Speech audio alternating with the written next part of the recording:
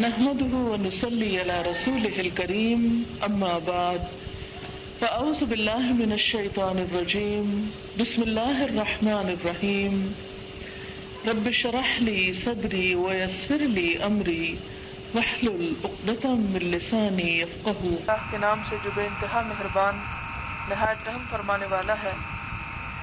کیا انسان پر لامتناہی زمانے کا ایک وقت ایسا بھی گزرا ہے جب وہ کوئی قابل ذکر چیز نہ تھا؟ ہم نے انسان کو ایک مخلوط نطفے سے پیدا کیا تاکہ اس کا امتحان لیں، اور اس غرض کے لیے ہم نے اسے سننے اور دیکھنے والا بنایا. ہم نے اسے راستہ دکھایا، خواہ شکر کرنے والا بنے یا کفر کرنے والا. کفر کرنے والوں کے لیے ہم نے زنجیریں اور طوق اور بھڑکتی ہوئی آگ مہیا کر رکھی ہے. نیک لوگ جنت میں شراب کے ایسے ساغر پیئیں گے جن میں آب کافور کی آمیزش ہوگی. یہ ایک بہتا چشمہ ہوگا جس کے پانی کے ساتھ اللہ کے بندے شراب پیئیں گے، اور جہاں چاہیں گے بسہولت اس کی شاخیں نکال لیں گے. یہ وہ لوگ ہوں گے جو دنیا میں نظر پوری کرتے ہیں اور اس دن سے ڈرتے ہیں جس کی آفت ہر طرف پھیلی ہوئی ہوگی، اور اللہ کی محبت میں مسکین اور یتیم اور قیدی کو کھانا کھلاتے ہیں، اور ان سے کہتے ہیں کہ ہم تمہیں صرف اللہ کی خاطر کھلا رہے ہیں، ہم تم سے نہ کوئی بدلہ چاہتے ہیں نہ شکریہ.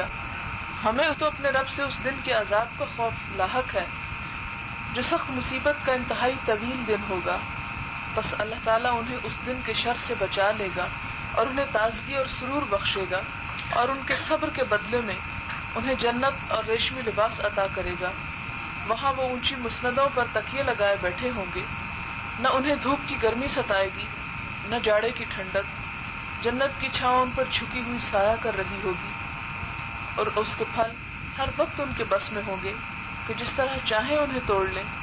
ان کے آگے چاندی کے برتن اور شیشے کے پیالے گردش کرائے جا رہے ہوں گے. شیشے بھی وہ جو چاندی کی قسم کے ہوں گے، اور ان کو منتظمین جنت نے ٹھیک اندازے کے مطابق بھرا ہوگا. ان کو وہاں ایسی شراب کے جام پلائے جائیں گے جس میں سوٹ کی آمیزش ہوگی. یہ جنت کا ایک چشمہ ہوگا جسے سلسبیل کہا جاتا ہے. ان کی خدمت کے لیے ایسے لڑکے دوڑے پھرتے ہوں گے جو ہمیشہ لڑکے ہی رہیں گے. تم انہیں دیکھو تو سمجھو کہ موتی ہیں جو بکھیر دیے گئے ہیں.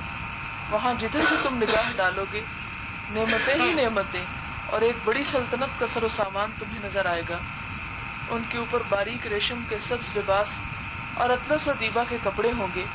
ان کو چاندی کے کنگن پہنائے جائیں گے، اور ان کا رب ان کو نہایت پاکیزہ شراب پلائے گا.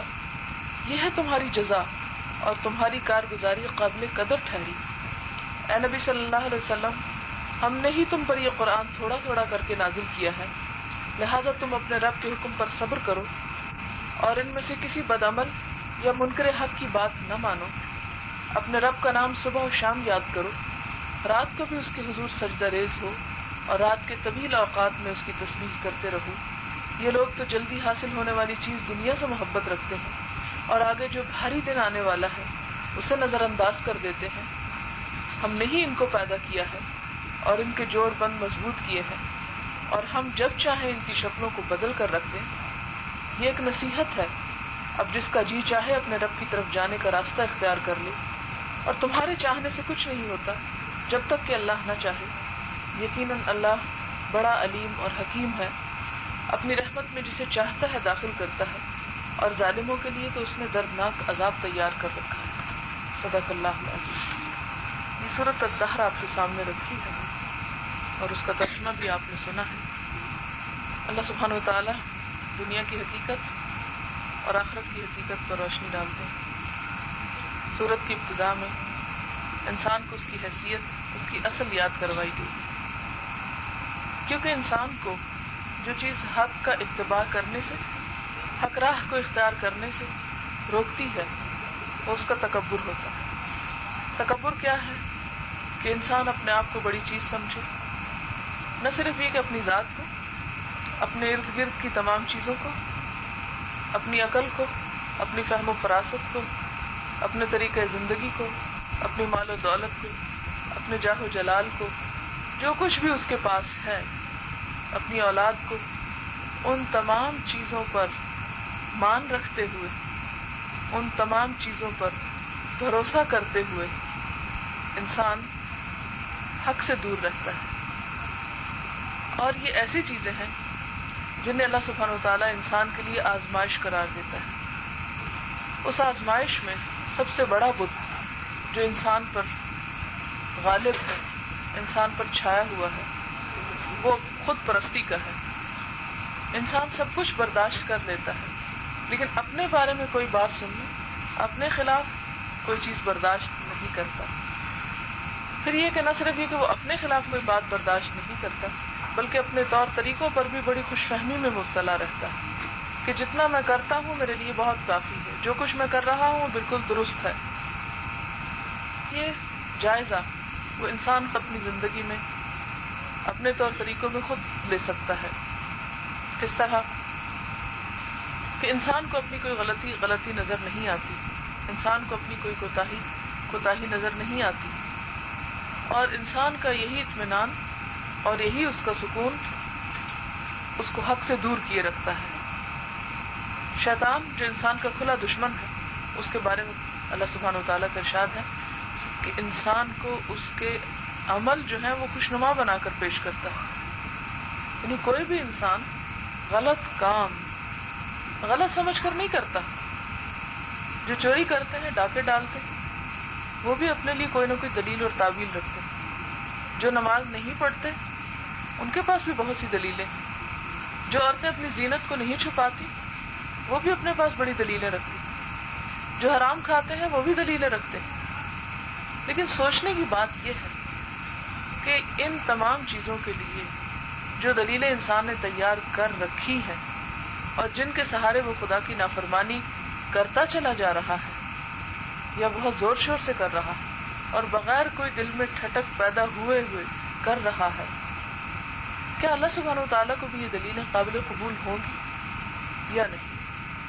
تو بات یہاں پر یہ ہو رہی تھی کہ انسان کو سب سے پہلے جو چیز حق سے روکتی ہے وہ اس کی خود پرستی ہے، اپنے آپ کو بڑی چیز سمجھنا. لہٰذا اللہ سبحانہ وتعالیٰ انسان کو اس کی حقیقت، اس کی اصلیت کس طرح یاد کراتے ہیں کہ انسان پر لامتناہی زمانے کا ایک ایسا وقت گزرا ہے جب کہ وہ کوئی قابل ذکر چیز نہ تھا. اب دیکھیں کہ آپ کو معلوم ہے کہ آج سے کتنے کروڑ سال پہلے دنیا پیدا کی گئی. اس وقت ہم کہاں تھے؟ ہمیں کون جانتا تھا؟ ہمیں کون پہچانتا تھا؟ ہمارا کیا وجود تھا؟ ہماری کیا اصلیت تھی؟ کیا حقیقت تھی؟ کچھ بھی تو نہ تھی. کوئی ہمارا ذکر کرنے والا نہ تھا، کوئی نام لینے والا نہ تھا. پھر اس کے بعد جب ہماری ابتدا بھی ہوئی تو ان تمام مراحل کو بھی اگر انسان اپنے سامنے رکھے تو کس ناپاک اور حقیر چیز سے انسان کی ابتدا ہوتی ہے. پھر اس کے بعد جتنی بھی سٹیجز سے وہ گزرتا ہے کوئی یقین کے ساتھ نہیں کہہ سکتا کہ وہ کس حالت میں باہر آئے گا، اس کے اعضاء بھی صحیح سلامت ہوں گے یا نہیں، اس کی شکل بھی درست ہوگی یا نہیں. کیونکہ اللہ سبحانہ وتعالیٰ فرماتے ہیں فی ای صورت ما شاء رکب، جس صورت میں چاہا تجھے ترکیب دے دیا، جس صورت میں چاہا تجھے بنا دیا. لہذا اللہ سبحانہ وتعالیٰ فرماتے ہیں کہ اتنا عرصہ گزرا، ہزاروں سال گزرے، اتنا زمانہ گزرا کہ تمہارا کوئی ذکر کرنے والا نہ تھا. پھر جب تمہارا وجود دنیا میں محسوس ہونے لگا تو اس وقت بھی تم ایسی حالت میں تھے کہ اگر اپنی مقررہ مدت پوری کیے بغیر تم کچھ عرصہ بھی پہلے دنیا میں آتے تو تمہاری طرف کوئی دیکھنا نہ چاہتا. یعنی انسانی تخلیق کے جتنے بھی مراحل ہیں، نطفہ، علقہ، مضغہ، مخلقہ وغیر مخلقہ، پھر انسان کی ہڈیوں کا بننا، اس پر گوشت کا چڑھنا. آپ نے دیکھا ہوگا کہ ایک 6 ماہ کا جو بچہ پیدا ہوتا ہے کیا حالت اس کی ہوتی ہے، یہ کتنی مکروہ شکل ہوتی ہے. ہوتا تو انسان ہی کا بچہ، اور اگر اس سے پہلے دنیا میں آ جائے انسان کو دیکھ کے ڈر لگتا ہے، کتنی بھیانک شکل ہوتی. تو اللہ سبحانہ وتعالیٰ فرماتے ہیں کہ دیکھو اے انسان، تم کہاں کہاں سے گزر کر کہاں پر آ پہنچے، اور کس کے طفیل، کس کے ذریعے، کس نے تمہیں اتنا حسین روپ دیا، کس نے تمہارے اندر اتنا بہترین دماغ پیدا کیا، کس نے تمہیں ہر طرح کی نعمتوں سے سرفراز کیا. تو پھر تم اسی کی نافرمانی کرتے، اسی کی بات نہیں مانتے، اسی کے آگے سر نہیں جھکاتے، اسی کے لیے قربانی نہیں کرنا چاہتے. اسی کے لیے کچھ خرچ نہیں کرنا چاہتے، اسی کے آگے سر نگو نہیں ہونا چاہتے، اسی کی بات مانتے ہوئے تمہیں شرم آتی ہے، اسی کی بات مانتے ہوئے تمہیں ڈر لگتا ہے، اس کے مقابلے میں تم دوسروں کو ترجیح دیتے ہو، یہ تمہارا سلوک کس حد تک انصاف پسندانہ ہے۔ پھر فرمایا کہ انا خلقنا الانسان من نطفۃ امشاج، کہ ہم نے انسان کو ایک مخلوق نطفے سے پیدا کیا۔ کس لیے پیدا کیا؟ نبتلیہ، اسے آزمانے کے لیے، اس کا امتحان لینے کے لیے۔ فجعلناہ سمیعا بصیرا، اور اس امتحان کے لیے ہم نے اس کو کان بھی دیے، آنکھیں بھی دی، سنتا بھی ہے، دیکھتا بھی ہے۔ انا ہدیناہ السبیل، پھر ہم نے اسے راستہ بھی دکھایا، حق کا، ہدایت کا۔ اور ہم جیسے لوگوں کو تو اللہ سبحانہ وتعالیٰ نے اپنی کتاب دی اور ہمیں اس پر ایمان دیا، مسلمانوں کے گھر میں پیدا کیا، اس کتاب کا فہم دیا، اس کو ہمارے لیے آسان کر دیا۔ آج سے 200-400 سال پہلے تو شاید لوگوں کے لیے قرآن کو سمجھنا اتنا آسان نہ ہو۔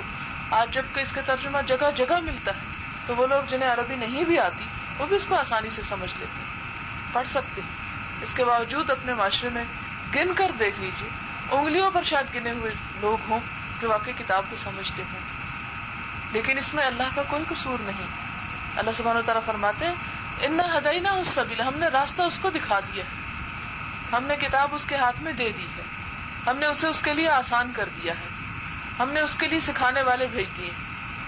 اب کیا ہے؟ اما شاکرن و اما کفورا، اب یہ اس کے ہاتھ میں دے دیا کہ وہ خواہ شکر گزار بنے یا ناشکرہ بنے۔ بہت سے لوگ یہ سوال کرتے ہیں جب ہماری قسمت میں دوزخ یا جنت لکھ ہی دی گئی ہے تو پھر ہمیں تو کچھ کرنے کی ضرورت ہی نہیں، ہم اپنے مقام پہ خود ہی پہنچ جائیں گے۔ یا اسی طرح کی بہت ساری باتیں کہ ہماری جب تقدیر لکھ دی گئی اور ہمیں مجبور کر دیا گیا، ہم پھر کیا کریں، ہمیں تو کچھ کرنے کی ضرورت نہیں ہے۔ لیکن اللہ سبحانہ وتعالیٰ ہی ہمیں بتاتے ہیں کہ ہم نے راستہ دکھا دیا ہے، اختیار دے دیا ہے، اب تمہیں دیکھا جا رہا ہے کہ تم شکر گزار بنتے ہو یا ناشکرے بنتے ہو۔ کہیں یہ نہیں کہا گیا کہ ہم نے تمہارے لیے جنت اور دوزخ لکھ دی ہے، اب چاہے جو مرضی کرو، جو دل میں آئے کرو، نہیں، ہم یہ دیکھ رہے ہیں کہ اما شاکرن، شکر گزار بنتے ہو، وہ اما کفورا، یا ناشکرے بنتے ہو۔ اب کچھ بننے کے لیے کیا کرنا ہوتا ہے؟ کچھ بھی بننے کے لیے ہمیں کیا کرنا ہے؟ محنت کرنی پڑتی۔ ڈاکٹر بننے کے لیے کیا کچھ نہیں کرنا پڑتا؟ انجینئر بننے کے لیے کچھ نہیں کرنا پڑتا؟ ایک چھوٹی موٹی جاب ڈھونڈنے کے لیے کچھ نہیں کرنا پڑتا؟ ایک دکان چلانے کے لیے کچھ نہیں کرنا پڑتا؟ گھر کو صاف ستھرا کرنے کے لیے کچھ نہیں کرنا پڑتا؟ کون سا کام ہے جو کیے بغیر خود سے خود ہو جاتا ہے؟ کچھ بھی خود سے نہیں ہوتا۔ ہر کام کے لیے محنت اور کوشش ضروری ہے، لہذا اما شاکرا، شکر گزار ہونے کے لیے بھی کوشش ضروری ہے۔ شکر گزار کون ہوتا ہے؟ جو نعمتوں کا اعتراف کرنے والا، جو اللہ سبحانہ وتعالیٰ کی ایک ایک چیز کے لیے دل و جان فراش کرنے والا۔ وہ اما کفورا، اس کا جی چاہے تو ناشکرہ بنے، ہمیں اس سے کوئی فرق نہیں پڑتا۔ اللہ سبحانہ وتعالیٰ کو انسان کا شکر نہیں چاہیے، نہ انسان کی ناشکری سے کوئی اس کی سلطنت میں کمی واقع ہوتی ہے، لیکن شکر گزار ہونے کا انجام کچھ اور ہے اور ناشکرہ ہونے کا کچھ اور۔ انا اعتدنا للکافرین سلاسل واغلالا وسعیرا، ہم نے یقیناً انکار کرنے والوں کے لیے زنجیریں تیار کر رکھی ہیں، طوق بنا کر رکھے ہوئے ہیں، وسعیرا، اور جلتی ہوئی آگ مہیا کر رکھی ہے۔ اختیار انہیں دیا ہے، جو چاہیں بن کر آ جائیں۔ اب دیکھیں کہ حضور صلی اللہ علیہ وسلم جن کے بارے میں اللہ سبحانہ وتعالیٰ قرآن پاک میں بھی فرماتے ہیں کہ ہم نے آپ کے اگلے پچھلے تمام گناہ معاف فرما دیے، لیکن اس کے باوجود حضور صلی اللہ علیہ وسلم دن میں 70 بار اور 100 بار استغفار کرتے ہیں۔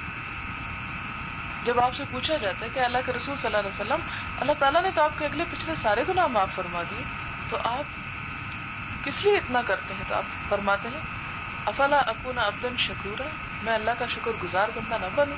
پھر اسی طرح گھنٹوں رات کو قیام کی حالت میں، رکوع کی حالت میں، سجدوں میں پڑے رہتے ہیں، حالانکہ انہیں تو پہلے ہی بشارت مل چکی، گارنٹی ہے ان کی بخشش کی، لیکن اس کے باوجود کہتے ہیں کہ کیا میں شکر گزار بندہ نہ بنوں؟ یعنی اللہ سبحانہ وتعالیٰ نے تو ساری نعمتیں دے رکھی اور آخرت کے بھی وعدے کر رکھے ہیں، تو کیا اس پر اس کا شکر ادا نہیں کرنا چاہیے؟ تو ایک بندہ مومن جو کچھ بھی کرتا ہے، کوئی بھی نیکی اس سے جو سرزد ہوتی ہے، وہ خدا پر احسان جتاتے ہوئے نہیں کرتا، بلکہ وہ شکر گزاری کے جذبے کے تحت کرتا ہے کہ یہ دراصل ان احسانات کا اعتراف ہے، ان نعمتوں کا اعتراف ہے جو میرے رب نے مجھ پر کی ہیں، اور ان کا اعتراف نہ کرنا دراصل کیا ہے؟ ناشکری. اور ناشکری کیا ہے؟ اللہ کی بات نہ ماننا، اس کی اطاعت نہ کرنا، اس کے مقابلے میں دل کی مرضی، لوگوں کی مرضی کا اتباع کرنا. ان الابرار یشربون، اس کے مقابلے میں جو لوگ شکر گزار ہوں گے ان کے لیے ہم نے کیا تیار کر رکھا ہے؟ یشربون من کأس کان مزاجها کافورا، وہ ایک ایسے پیالے سے پیئیں گے جس میں آب کافور کی آمیزش ہوگی. جنت کا کچھ نقشہ کھینچا جا رہا ہے. عینن، وہ کیا ہے؟ چشمہ ہے ایک، یشرب بہا عباد اللہ یفجرونہا تفجیرا، یہ ایک بہتا چشمہ ہے جس کے پانی کے ساتھ اللہ کے بندے شراب پیئیں گے اور جہاں چاہیں گے بسہولت اس کو نکال لے جائیں گے. یعنی جنت میں جس جگہ بھی وہ گھوم پھر رہے ہوں گے، جس جگہ بھی وہ بیٹھے ہوں گے، جب چاہیں گے وہ ساری نعمتیں ان کے لیے میسر ہوں گی. کون ہوں گے یہ اللہ کے بندے؟ عباد اللہ کہہ کر ان کو عزت والا خطاب دیا. یوفون بالنذر، جو نظر پوری کرتے ہیں. نظر کون سی؟ وہ چیزیں جو انہوں نے اپنے اوپر خود واجب کر رکھی کسی بھی کام کے سلسلے میں. اب یہ ہے کہ اس نظر کو پورا کرنا واجب ہوتا ہے. یعنی مثال کے طور پر ویسے نفل پڑھنا تو دل کی خوشی کی عبادت ہے، لیکن اگر کوئی شخص یہ کہتا ہے کہ اگر مجھے اللہ سبحانہ وتعالیٰ حج کروا دے یا عمرہ کروا دے تو میں وہاں جا کر 10 نفل روزانہ شکرانے کے پڑھوں گا، تو یہ اس نے اپنے اوپر نظر مان لی، اس نے اپنے اوپر واجب کر لی. اب یہ بالکل فرض نماز کی طرح واجب ہو جاتا ہے. اس کے علاوہ جو مفسرین اس کا مطلب بتاتے ہیں کہ جو ذمہ داریاں ان پر اللہ تعالیٰ نے ڈالی ہیں ان کو وہ پورا کرتے ہیں، جن چیزوں کا ان سے مطالبہ کیا ہے اس کو وہ ادا کرتے ہیں.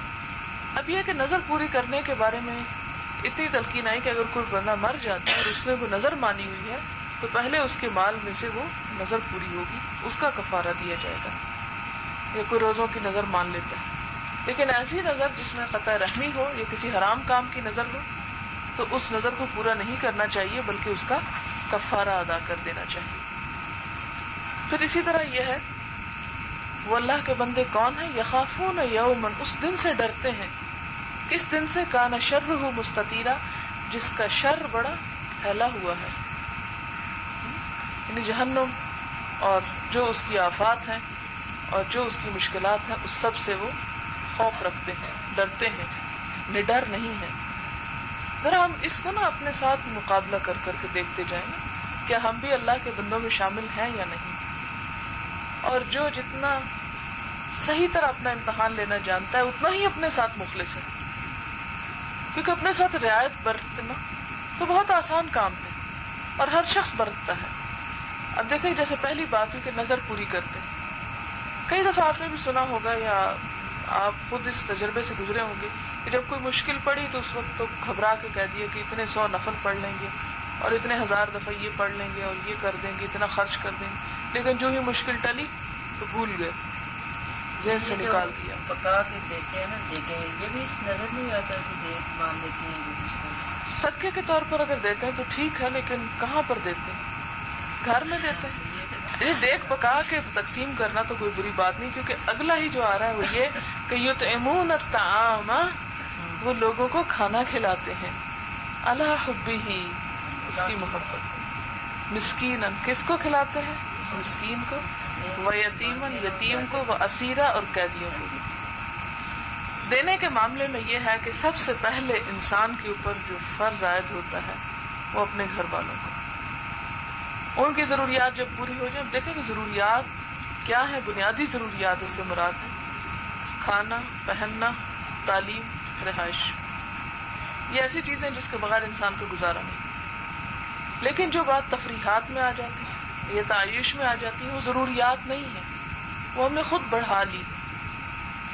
ان 4 بنیادی ضرورتوں کے بعد یعنی اپنے اہل خانہ کی ضروریات آتی ہیں. اس کے بعد جو بھی آپ کے ارد گرد ہیں، آپ کے سرونٹ کوارٹر میں، آپ کے محلے میں، آپ کی گلی میں، خواہ وہ آپ کے نہ ہی کام کرنے والے ہیں، آپ کے ہمسایوں کا ہی کیوں نہ ہو یا آپ کی لین میں ہی کیوں نہ رہتے کہ کسی بھی مجبوری میں ہو، ان کو، پھر آپ کے عملے میں جتنے لوگ ہیں یعنی دفتروں میں جتنے لوگ ہیں اس میں جو ایسے ضرورت مند ہیں، پھر اس کے بعد مزید جو بھی قرابت دار ہیں، رشتہ دار ہیں. اگر قرابت دار اور رشتہ دار پاس رہنے والوں سے بھی زیادہ ضرورت مند ہیں لیکن تھوڑے فاصلے پر رہتے ہیں تو ان کا حق زیادہ بنتا ہے، ان کو دیا جائے گا. لیکن دینے کے لیے کوئی دن مقرر کر لینا، کوئی جگہ مقرر کر لینا، یہ غلط ہے. یا کسی کے نام سے دینا، جیسا کہ قرآن پاک کے دوسرے پارے میں آپ تفصیلاً پڑھ چکے ہیں کہ دوسرے کے نام پر یعنی ما اہل بہ لغیر اللہ، جو اللہ کے علاوہ کسی اور کے نام سے کیا جائے. حضور صلی اللہ علیہ وسلم نے حضرت ابراہیم کے نام کی قربانی کی، لیکن حضرت ابراہیم کو خوش کرنے کے لیے نہیں، ان کے تقرب کے لیے نہیں، جیسے ماں باپ کو اس کا ثواب، بالکل. ان کی مغفرت. اور یہ تو بہت ہی ضروری ہے، والدین کے احسانات کا بدلہ دینے کے لیے ایک بہترین صورت ہے. بلکہ یہ حدیث آپ نے بے شمار دفعہ مجھی سے سنی ہوگی کہ انسان جب مر جاتا ہے تو اس کا عمل ختم ہو جاتا ہے سوائے 3 چیزوں کے. ایک تو یہ کہ جو ولد صالح، نیک اولاد، وہ اس کے لیے دعائیں کرتی، اس کے لیے صدقہ اور خیرات کرتی. دوسرا وہ مال جو چھوڑ جائے اور اس مال سے اچھے کام کیے جائیں. اور تیسرا وہ علم جو لوگوں کو سکھا جائے اور وہ لوگ اس کے بعد آگے سکھاتے رہیں. تو یہ 3 چیزیں جو ہیں وہ مرنے کے بعد بھی انسان کے اعمال نامے میں جمع ہوتی چلی جاتی ہیں.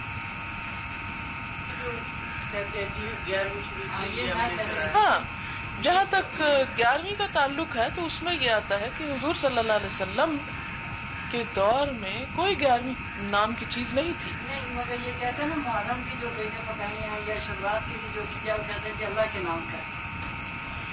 اب دیکھیں کہ اگر حضور صلی اللہ علیہ وسلم محرم میں کیا کرتے تھے، نام پہ بنائی ہے اور بانٹ رہے ہیں یا 11ویں یا جو بھی ہے. ہاں یہ ہے کہ اگر تو حضور صلی اللہ علیہ وسلم نے کوئی دن مقرر کیا ہے، جیسے آپ دیکھتے ہیں قربانی کے دن مقرر ہیں، اور آپ کو اچھی طرح معلوم ہے کہ ان 3 یا 4 دنوں کے علاوہ قربانی نہیں قبول کی جاتی جو ان دنوں میں مقرر کر دی گئی. اور پھر حج پر اگر کوئی گیا ہوا ہے تو اس کی قربانی مینا میں ہی قبول کی جاتی. تو یہ تو جگہ اور دن کس نے مقرر کر دی؟ اللہ سبحانہ و تعالی. اس کے علاوہ کوئی بھی دن مقرر کر کے دینا جو اللہ سبحانہ و تعالی نے نہ مقرر کیا ہو وہ غلط ہو جاتا ہے کہ اس کے آگے پیچھے نہ ہٹنا. فاقوں مر رہے ہیں لوگ لیکن آپ انتظار میں کہ فلاں مہینہ آئے گا تو میں دوں گی، فلاں دن آئے گا تو میں دوں گی، یہ بات غلط ہو جاتی. پھر دیکھیں کہ دین میں ایسی پابندیاں لگا لینا جو اللہ اور اس کے رسول نے نہیں لگائی، یہ زیادتی ہے دین کے ساتھ. یہ ان سے آگے بڑھنے والی بات ہو جاتی ہے کہ جو کام انہوں نے نہیں کیا نعوذ باللہ ان سے بھول گیا تو وہ ہم پورا کر رہے ہیں. پھر یہ ہے زیادہ تر یہ جو اس طرح کی جگہوں پہ جا کے قربانی کرتے ہیں، دیہاتوں وغیرہ سے لوگ آئے تھے عموماً، اب ان کے اپنے گھروں میں اپنے علاقے میں بے پناہ بھوکے بیٹھے ہوتے ہیں، ان کو کوئی نہیں دیتا، اور لاہور اور پشاور کہاں کہاں پہنچ کر وہ دے رہے ہیں. اللہ تعالیٰ نے کسی کو اتنی ہلاکت میں نہیں ڈالا، کسی کو ایسی مشقت میں نہیں ڈالا. تو بات یہ ہو جاتی ہے کہ حضور صلی اللہ علیہ وسلم نے بھی واضح الفاظ میں فرمایا کہ من احدث فی امرنا ھذا ما لیس منہ فہو رد. جو بھی ہمارے اس دین میں، ہمارے اس طریقے میں نئی باتیں پیدا کرے گا، کھانے پینے پہننے میں نہیں، دین کے کاموں میں، جیسے نماز، روزہ، حج، زکوٰۃ اور صدقات، خیرات، جو نئی باتیں پیدا کرے گا، جو چیزیں ہم نے مقرر نہیں کی وہ کرے گا تو وہ اس سے قبول نہیں کی جائے. اب بعض اوقات ہم یہ کہہ دیتے کہ نہیں ہمارے والدین ایسے کرتے ہیں. اللہ سبحانہ و تعالیٰ قرآن پاک میں ہم سے پوچھتے ہیں کیا بھلا اگر ان کے آباء و اجداد کسی بات کو سمجھتے ہی نہ ہو اور ہدایت یافتہ ہی نہ ہو، وہ پھر بھی وہ ان کی پیروی کیے چلے جائیں گے. تو والدین کی تابعداری ہمارے اوپر حجت نہیں ہے. والدین کی اطاعت ہم پر فرض نہیں ہے جہاں ان کی اطاعت اللہ کے کسی حکم سے ٹکراتی ہو یا اس سے آگے بڑھ جاتی. تو یہاں پر یہ کہ اللہ کے بندے ان جنتوں میں جائیں گے. کون ہیں وہ؟ اپنی ذمہ داریاں پوری کرنے والے، اس آخرت کے دن کا خوف رکھنے والے، مال کو اللہ کی محبت میں خرچ کرنے والے، کھانا کھلانے والے. کس کس کو؟ مسکین کو. اب مسکین کون ہوتا ہے؟ عام طور پہ کہتے ہیں نا مسکین وہ جس کی ماں مر جائے، تو وہ مسکین نہیں ہوتا. مسکین ہوتا ہے ضرورت مند، جس کے پاس اتنا نہ ہو کہ وہ اپنے اخراجات کو، اپنی ضروریات کو پورا کر سکے. اس میں بہت سے ایسے سفید پوش لوگ آتے ہیں جو بظاہر تو ٹھیک نظر آتے ہیں لیکن حقیقت میں اندر سے وہ پس رہے ہوتے ہیں. ایسے لوگ تلاش کرنے پر آپ کو اپنے ہی رشتہ داروں میں، اپنے ہی ملنے جلنے والوں میں مل جائیں گے، جن کے بارے میں قرآن پاک فرماتا ہے تعرفہم بسیماہم، تم انہیں ان کے چہروں سے پہچان جاؤ گے. کہ لا یسألون الناس الحافا، وہ لوگوں سے لپٹ لپٹ کر نہیں مانگتے، لیکن وہ چھین چھپٹ کے مانگنے والے نہیں ہیں. اور پھر کس طرح کھلاتے ہیں؟ ہر کھانا کھلانے والا ایسا نہیں ہوتا. انما نطعمکم لوجہ اللہ، ہم صرف تمہیں اللہ کی خاطر کھلا رہے ہیں. لا نرید منکم جزاء، اس کھلانے کے ہم تم سے کوئی جزا نہیں مانگتے. ولا شکورا، اور نہ شکریہ کے کلمات مانگتے ہیں. یعنی ایک بندہ مومن نیکی کرنے کے بعد، احسان کرنے کے بعد دوسرے سے شکریہ تک کی توقع بھی نہیں رکھتا. اور یہ ہے دراصل اللہ سبحانہ وتعالیٰ کا مقصود. اور ان کو دراصل اللہ سبحانہ وتعالیٰ اپنے بندے کہتا ہے، عباد اللہ، اللہ کے بندے ہیں. ان کے لیے وہ جنت کے وعدے کرتا ہے. ہمارے ہاں کتنے افسوس کی بات ہے کہ اگر ہم کسی کو تھوڑا بہت کسی طرح کچھ فائدہ پہنچا بیٹھتے ہیں تو ڈائریکٹ انڈائریکٹ طرح طرح سے اس کا ذکر کرتے پھرتے ہیں تاکہ لینے والا بھی رسوا ہو جائے اور شیطان ہمارا عمل بھی ہم سے گنوا کے چھوڑے. کیونکہ وہ بھی گیا جو ہمارے ہاتھ میں تھا، مال بھی خرچ کیا، کوشش بھی گئی، اور ساتھ احسان جتا کے وہ سب بھی برباد ہو گیا. اللہ کے ہاں بھی کچھ نہ رہا. جیسے کہ اللہ سبحانہ وتعالیٰ وضاحت کے ساتھ قرآن پاک میں فرماتے ہیں کہ لا تبطلوا صدقاتکم بالمن والاذی، کہ اپنے صدقات اور خیرات کو احسان اور اذیت دے کر ضائع نہ کرو. احسان کیا ہوتا ہے؟ کہ میں نے تمہیں فلاں موقع پر اتنا نہیں کیا، کہ میں نے تمہیں یہ نہیں کیا، میں نے تمہیں وہ فائدہ نہیں پہنچایا، کسی بھی طرح محسوس کرا، تو اس میں اذیت ساتھ بساتھ آ جاتی ہے. اور وہ کیا کہتے ہیں؟ انا نخاف من ربنا، ہم تو اپنے رب سے ڈرتے ہیں. یومن، اس دن سے ڈرتے ہیں. عبوسن، جو بڑا ہی سخت مصیبت کا، قمطریرا، طویل دن ہوگا. آپ کو پتا ہے کہ قیامت کا حساب کتاب کا، حشر کا ایک دن کتنا لمبا ہے، کتنا طویل ہے؟ 50,000 سال کے برابر. دنیا کی تھوڑی سی دقت، تھوڑی سی تکلیف، تھوڑی سی مشقت، تھوڑی سی پریشانی ناقابل برداشت ہو جاتی. تھوڑا سا فلو ہو جائے کتنا جسم ٹوٹنے لگتا ہے، ساری دنیا بیزار کن ہو جاتی. تھوڑی سی بیماری کوئی بھی آ جائے، سر درد ہی ہو جائے، ایک آنکھ میں درد ہو جائے، کان میں ہو جائے، دانت میں ہو جائے، تھوڑی سی بھی کوئی تکلیف کتنی ناقابل برداشت ہوتی. لیکن اس کے مقابلے میں آخرت کی تکلیفیں، تو ان تکلیفوں سے بچنے کے لیے وہ جو بھی نیکی کرتے ہیں صرف اللہ کی خاطر کرتے ہیں. اب دیکھیں کہ افسوس کے ساتھ کہنا پڑتا ہے کہ ہمارے ہاں جیسے مرنے پر کھانے کھلائے جاتے ہیں، اس میں بھی کھانے والے عام طور پر کون ہوتے ہیں؟ جو پہلے سے کھا رہے ہوتے ہیں، جو اپنے گھروں سے کھاتے پیتے آتے ہیں. لیکن غریب رشتہ داروں کو تو ہم رشتہ دار ماننے پہ ہی تیار نہیں، ان کو تو تعارف کرانے پر ہی تیار نہیں ہوتے کہ یہ میرا فلاں اور فلاں، کیونکہ اس میں پھر ہماری بے عزتی ہے نا. ہمارا ضمیر اپنا بھی ملامت کرتا ہے نا کہ یہ ہے تو ہماری رشتہ دار اور ہم نے انہیں کس حال میں چھوڑا ہوا. تو اللہ سبحانہ وتعالیٰ فرماتے ہیں فوقاہم اللہ شر ذلک اليوم، تو اللہ ایسے لوگوں کو جو اس انداز سے نیکی کرتے ہیں اس دن کے شر سے بچا لے گا. وَلَقَّاهُمْ نَضْرَةً وَسُرُورًا، اور انہیں تازگی اور سرور بخشے گا، خوشحالی عطا کرے گا. وَجَزَاهُمْ بِمَا صَبَرُوا جَنَّةً وَحَرِيرًا، اور ان کے صبر کی جزا کیا ہے؟ جنت ہے اور ریشمی لباس. کیونکہ دنیا تو سراسر ہے ہی صبر کی جگہ، امتحان. اب دیکھیں کہ چھوٹے کام سے لے کر بڑے سے بڑا کام آپ سے کیا مانگتا ہے؟ صبر مانگتا ہے. نیند چھوڑ کر اٹھنا اور نماز پڑھنا بھی کیا ہے؟ صبر ہی ہے. اپنی ضروریات سے بچا کر دوسرے کی ضرورت کا خیال رکھنا بھی صبر ہی ہے. دن میں جتنے بھی ہم کام کرتے رہتے ہیں ان کاموں کو بھی ہم کس طرح کرتے ہیں؟ صبر ہی ہے ان کو کرنا. حرام سے بچتا ہے انسان تو صبر ہی کرتا ہے. پھر اسی طرح کوئی نقصان اٹھاتا ہے اللہ کی راہ میں تو وہ بھی صبر ہی کا متلاشی. اور صبر دراصل کیا ہے؟ اپنے آپ کو روک کر رکھنا. صبر کے لغوی معنی ہے روکنا اپنے آپ کو. انسان روک روک کر اپنے آپ کو رہتا ہے کہ نہیں یہ میری حد ہے، اس سے آگے میں نہیں جا سکتا. اگر جاؤں گا تو آگے آگ کا گڑھا ہے، اس میں چھلانگ لگانے کے برابر ہے. اصل میں تو یہ معاملہ دل کا ہوتا ہے، نیت کا ہوتا ہے. لیکن اگر انسان یہ سمجھتا ہے کہ میری نیت خراب ہو جائے گی تو اس صورت میں بہتر ہے کہ کچھ پھر بالکل چھپا کر دے اور کچھ سکھانے کے لیے، بتانے کے لیے.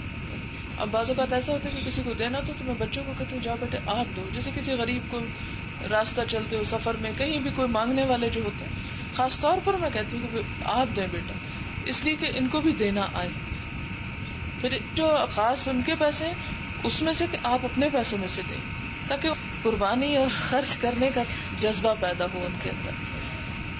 اسی طرح یہ ہے کہ اس وقت بھی ہم سکھا سکتے ہیں کہ دیکھو کہ ہم اس لیے نہیں اس کو دے رہے تو اللہ کی خاطر دے رہے. بچپن کی جو باتیں انسان کے ذہن میں رہ جاتی ہیں وہ تا زندگی انسان کے لیے فائدہ مند ہوتی ہیں. ریشم اور باغات اور بلند مسندوں پر تکیے لگائے ہوئے بیٹھے ہوں گے. لا یرون فیہا شمسن، نہ وہاں دھوپ کی گرمی ہوگی، ولا زمہریرا اور نہ سردیوں کی ٹھنڈک ہوگی. ودانیۃ علیہم ظلالھا، جنت کے سائے ان پر جھکے ہوئے ہوں گے. وذللت قطوفھا تذلیلا، اور اس کے پھل ہر وقت ان کی اپروچ میں ہوں گے، جس وقت جہاں جیسا چاہیں انہیں حاصل ہو جائے گا. اور پھر ان کی خدمت کے لیے یطاف علیہم بآنیۃ، ایسے برتن ہوں گے جو چاندی کی قسم کے ہوں گے، اور پیالے ہوں گے جو شیشے کے ہوں گے، اور شیشہ بھی وہ جو چاندی سے ملتا جلتا ہے، بہترین قسم کا کرسٹل. قدروها تقدیرا. اب یہاں سے اندازہ لگائیں کہ اسلام کتنا سوفسٹیکیٹڈ ہے، اندازے سے بھرا ہوا ہوگا. یہ نہیں کہ وہ پیالی اتنی بھری ہوئی ہو کہ ادھر ادھر چھلک رہی ہوگی، نہیں، یہ بھی مغرب کا طریقہ نہیں، اسلام کا طریقہ. لیکن ہم اگر اسے اسلام کا طریقہ سمجھتے ہوئے کریں گے تو وہ ثواب ہوگا. لیکن اگر ہم کسی اور تہذیب کے اتباع میں کریں گے تو ماڈرن تو ہو جائیں گے لیکن اللہ کے یہاں اس کا کوئی اجر نہیں ہوگا. تو یہاں بھی یہ ہے کہ اندازے سے اور بہت اچھے طریقے سے انہیں بھرا ہوا ہوگا، چھلکتے ہوئے اور ان کے کپڑوں پر گراتا ہوا نہیں انہیں پیش کیا جائے گا. وَيُسْقَوْنَ فِيهَا كَأْسًا كَانَ مِزَاجُهَا زَنْجَبِيلًا، اور پھر وہ ایک خاص قسم کی ایسی شراب پلائے جائیں گے جس میں سونٹ کی آمیزش ہوگی. عَيْنًا، یہ جنت کا ایک چشمہ ہوگا، تسمى سلسبیلا، جس کا نام سلسبیل ہوگا. اس چشمے سے انہیں شراب پلائی جائے گی. اور پھر جو ان کی خدمت گزار ہوں گے وہ کیسے ہوں گے؟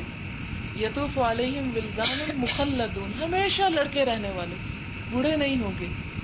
اذا رأیتہم، اونچی مسندوں پر بیٹھے ہوں، اونچی جگہوں پر، جب تم انہیں دیکھو گے حسبتہم لؤلؤا منثورا، تمہیں ایسے لگے گا جیسے موتی بکھرے ہوئے. یعنی کبھی کوئی مالا ٹوٹ کر گرے کتنا خوبصورت منظر ہوتا ہے نا. شاید آپ نے کبھی انجوائے نہ کیا ہو، کبھی ٹوٹ گیا اور اب مجھے چننا پڑے گا، لیکن یہ کہ کسی بچے سے اس کا لطف پوچھیں جس کو وہ فکر نہیں ہوتی کہ میں نے اسے اکٹھا بھی کرنا ہے، اتنا حسین منظر ہوتا ہے، وہ ایسے چھنکتے ہوئے گر جاتے ہیں. تو فرمایا کہ تم انہیں دیکھو تو یوں لگے گا جیسے موتی بکھرے ہوئے ہیں. اتنا حسین سما پوری جنت کے اندر وہ پیش کر رہے ہوں گے. گندے کپڑوں والے نہیں ہوں گے، کیونکہ کتنا بھی اچھا لذیذ کھانا پکا ہو لیکن اگر کھلانے والے کے ہاتھوں سے بو آ رہی ہے یا اس کے کپڑوں سے بو آ رہی ہے تو وہ سارا مزہ کرکرا ہو کر رکھ جاتا ہے. فرمایا کہ سرو کرنے والے جو اٹینڈنٹس ہوں گے وہ بھی انتہائی خوبصورت ہوں گے.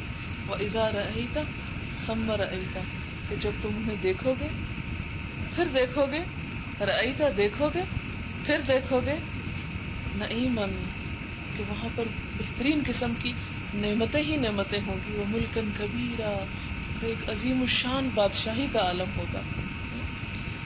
عالیہم ثیاب سندس، پھر ان کے لباس کس طرح کے ہوں گے؟ سندس کے، خضر سبز رنگ کی، وہ استبرق دبیز ریشم بھی اور باریک ریشم بھی. وحلوا اساور من فضۃ، اور انہیں چاندی کے کنگن پہنائے جائیں گے. یہاں پر چاندی کا ذکر کیا گیا، ایک اور جگہ پر سونے کا بھی کیا گیا. یہ ہر انسان کے اعمال کے ہوگا، جتنا لے کر جاؤ گے اتنا ہی وہاں پر پاؤ گے. اگر کوئی چاندی کا خریدنا چاہتا ہے وہاں کے لیے تو چاندی تیار کر لے، اور اگر کوئی سونا چاہتا ہے. لیکن مسئلہ صرف یہ ہے کہ وہ تبدیل نہیں ہو سکے. دنیا میں تو یہ چیزیں عدلتی بدلتی رہتی ہیں، لیکن وہاں پر جو ایک دفعہ مل گیا وہ ہمیشہ کے لیے مل گیا. وَسَقَاهُمْ رَبُّهُمْ شَرَابًا طَهُورًا، اور ان کا رب انہیں نہایت پاکیزہ شراب پلائے گا. اور پھر ان سب چیزوں کو عطا فرما کے اللہ سبحانہ تعالیٰ فرمائے گا اِنَّ هَذَا كَانَ لَكُمْ جَزَاءً، یہ سارا کچھ تمہیں صلے کے طور پر دیا جا رہا ہے، تمہیں جزا دی جا رہی ہے. کس کی؟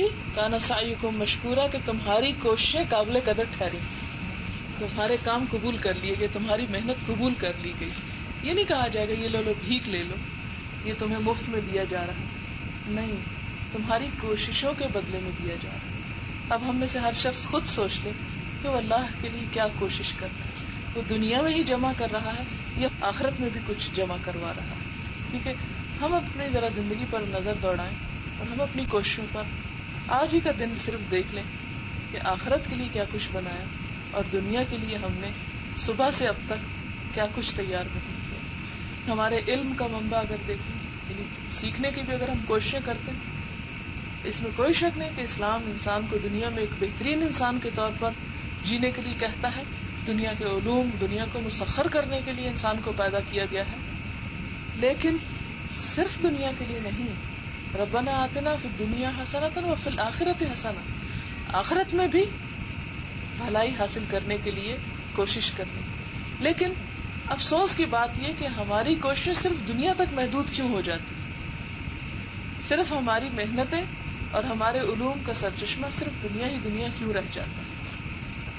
آپ جتنا کچھ بھی چاہیں پڑھ لیں، لیکن اس کے ساتھ جس چیز کا علم ضروری ہے وہ اللہ کی کتاب ہے. آپ اپنی اولاد کو جو کچھ چاہیں سکھائیں، جس چیز میں ان کی دلچسپی ان کو پڑھائیں، لیکن اس کے ساتھ دین کا علم پڑھانے اور سکھانے کا بھی بندوبست ضرور کریں. کیونکہ وہاں پر انسان کا حسب نسب نہیں پوچھا جائے گا، اس کا نام نہیں دیکھا جائے گا، اس کی دولت نہیں دیکھی جائے گی، اس کی شکل و صورت نہیں دیکھی جائے گی، بلکہ اس کا عمل دیکھا جائے گا، اس کا دل دیکھا جائے گا. انا نحن نزلنا علیک القرآن تنزیلا، اللہ سبحانہ وتعالیٰ فرماتے ہیں کہ اے نبی صلی اللہ علیہ وسلم، ہم نے ہی یہ قرآن آپ پر تھوڑا تھوڑا کر کے نازل کیا ہے. فاصبر لحکم ربک، آپ اپنے رب کے حکم اور اپنے رب کا فیصلہ آنے تک صبر کیجیے. کیونکہ کفار جو تھے بہت زیادہ ستایا کرتے تھے، تو اللہ کے رسول صلی اللہ علیہ وسلم کو تسلی دی جا رہی ہے. ولا تطع منهم آثما او کفورا، ان میں سے کسی بھی گنہگار اور کسی بھی ناشکر انسان کے پریشر میں مت آئیے کہ وہ کسی طرح آپ پر دباؤ ڈالیں اور آپ ان کی بات ماننا چاہیں. کیونکہ انسان کی طبیعت میں ہوتا ہے کہ وہ زیادہ دن مخالفت برداشت نہیں کرتا، وہ سمجھوتے پر اتر آتا ہے کہ ٹھیک ہے کچھ میں ان کی مان لیتا ہوں، کچھ میری یہ مان لیں. فرمایا نہیں، دین کا معاملہ اصول کا معاملہ ہے اور اصولوں کو قربان نہیں کیا جا سکتا. وَاذْكُرِ اسْمَ رَبِّكَ بُكْرَةً وَأَصِيلًا، اور اس کے ساتھ ساتھ صبح اور شام اپنے رب کے نام کی تسبیحات بیان کرتے رہیں. وَمِنَ اللَّيْلِ فَاسْجُدْ لَهُ، اور رات کو بھی اس کے لیے سجدہ گزار ہوں. وَسَبِّحْهُ لَيْلًا طَوِيلًا، اور رات کے طویل اوقات میں اس کی تسبیح بیان کریں. یہ حضور صلی اللہ علیہ وسلم کے لیے خاص ہے، جیسے کہ آپ پر تہجد کی نماز فرض تھی، جیسے ہمارے لیے 5 نمازیں فرض ہیں. ان هؤلاء يحبون العاجلة، ان لوگوں کا حال یہ ہے کہ دنیا جلدی چاہتے ہیں، جلد حاصل ہونے والے فائدے چاہتے ہیں. ويذرون وراءهم يوما ثقيلا، اور ان کے پیچھے جو ایک بہت بھاری دن ہے اسے یہ بھولے چلے جاتے ہیں. اور ہم بھی کیا کرتے ہیں؟ ظاہر سجانے کی فکر رہتی ہے، دل کو صاف کرنے کا فکر نہیں ہوتا. نحن خلقناہم، لیکن یہ کہاں جائیں گی؟ ہم نے ہی تو ان کو پیدا کیا ہے، ان کے جوڑ بند مضبوط کیے، اور جب ہم انہیں چاہیں ان کی جگہوں پر ان کی شکلیں ہم بدل کر رکھ دیں. یہ نہیں کہ یہ نافرمانی کرتے چلے جائیں گے اور ہم انہیں چھوڑ دیں گے، نہیں. ان ھذہ تذکرہ، یہ تو ایک یاد دہانی، تمہیں سب کچھ پہلے سے ہی پتا ہے، صرف تمہیں دوبارہ بتایا جا رہا ہے، یاد کروایا جا رہا ہے. فمن شاء اتخذ الی ربہ سبیلا، تو جس کا جی چاہے وہ اپنے رب کی طرف جانے کا راستہ بنا لے، اپنے رب کی راہ اختیار کر لے. وما تشاءون الا ان یشاء اللہ، اور تمہارے چاہنے سے کچھ نہیں ہوتا مگر یہ کہ اللہ ہی چاہے. اللہ کس کے لیے چاہتا ہے؟ ان اللہ کان علیما حکیما، یقیناً اللہ جاننے والا، حکمت والا ہے کہ فلاں بندہ میری طرف آنا چاہتا ہے اور فلاں نہیں آنا چاہتا، لہذا وہ توفیق بھی اسی کو دیتا ہے جو اس کی طرف راغب ہو. یدخل من یشاء فی رحمتہ، جسے چاہتا ہے اپنی رحمت کے سائے تلے داخل کر لیتا ہے. والظالمین اعد لهم عذابا الیما، لیکن ہم یہ سوچے کہ ہمیں کیوں نہیں چاہتا، تو نہیں، اگر تم ظلم سے پرہیز کرو گے تو تمہارے لیے بھی چاہے گا، اور ظالم ان کے لیے تو اس نے دردناک عذاب تیار کر رکھا ہے. سبحانک اللہم وبحمدک، نشہد ان لا الہ الا انت، نستغفرک ونتوب الیک. والسلام علیکم ورحمۃ اللہ وبرکاتہ.